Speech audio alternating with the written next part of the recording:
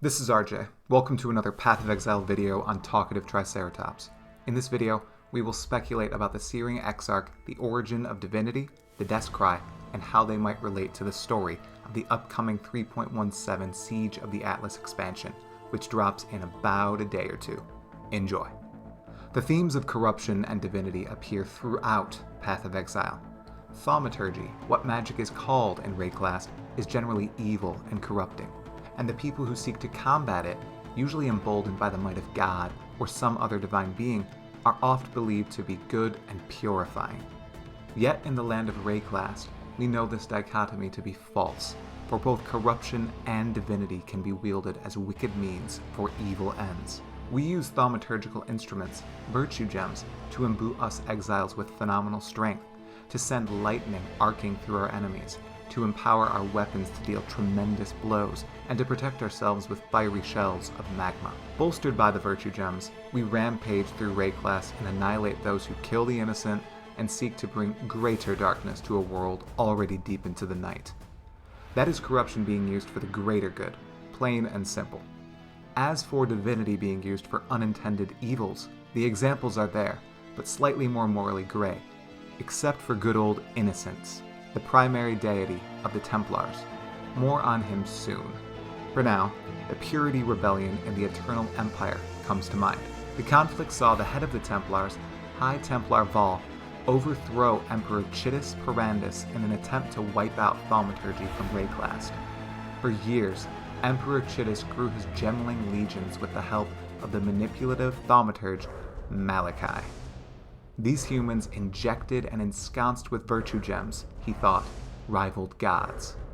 The Templars served God, aka Innocence, and the gemlings reviled the Order.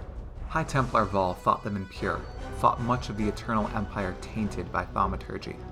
His rebellion caused the death of many, both evil and innocent. Blinded by the desire for complete purity, the new Emperor Vol of the Empire of Purity made the mistake of trusting Malachi, as the thaumaturge promised he could rid magic from the world by killing the beast, the source of all thaumaturgy in Wraeclast.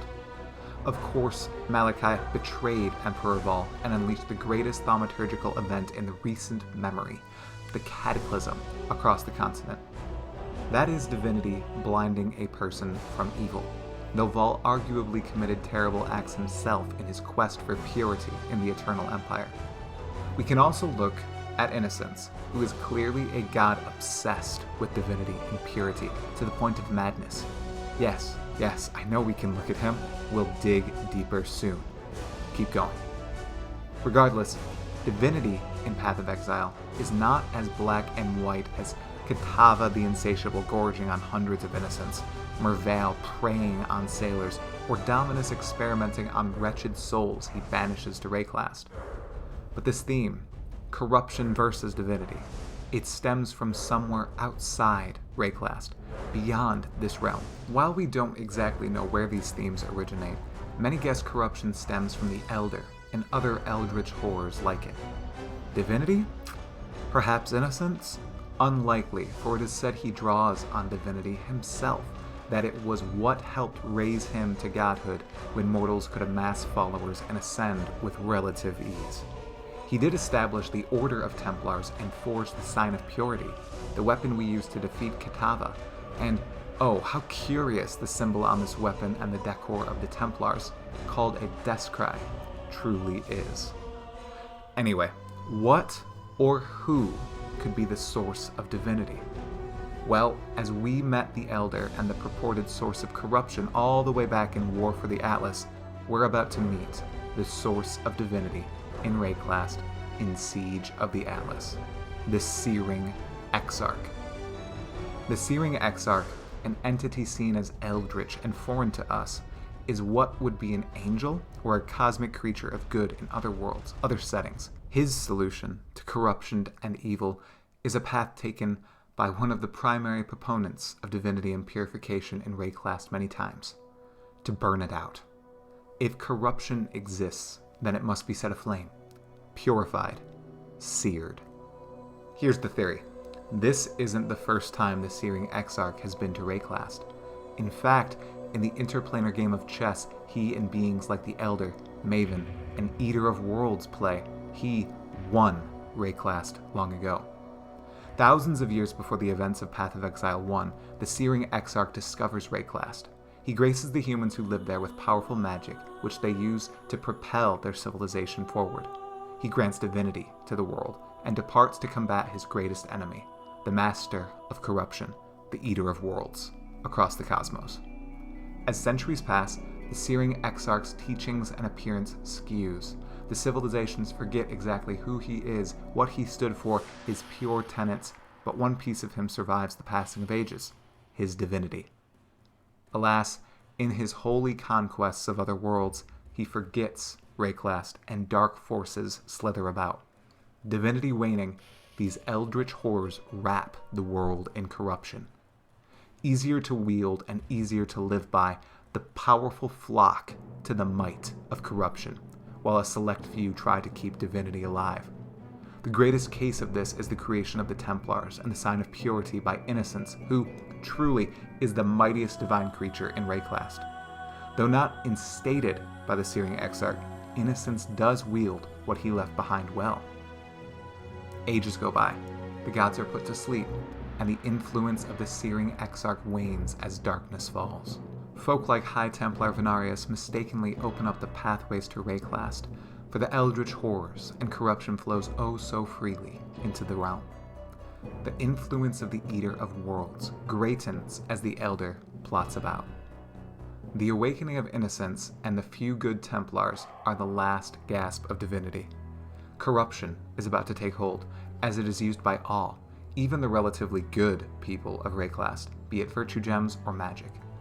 Up to the echoes of the Atlas story wherein the Maven first arrived, divinity is dead in Wraeclast, aside from the Templar, devout as ever before. Until the present. Divinity itself now arrives. Now, in the footsteps of the Maven and the Elder, the Searing Exarch is about to return to Wraeclast to mark it with divinity once more. Look at the Searing Exarch. Do you notice anything relevant to the previous discussion? Such as that symbol, the Death Cry, that has existed in Wraeclast for centuries. It's the sign of purity.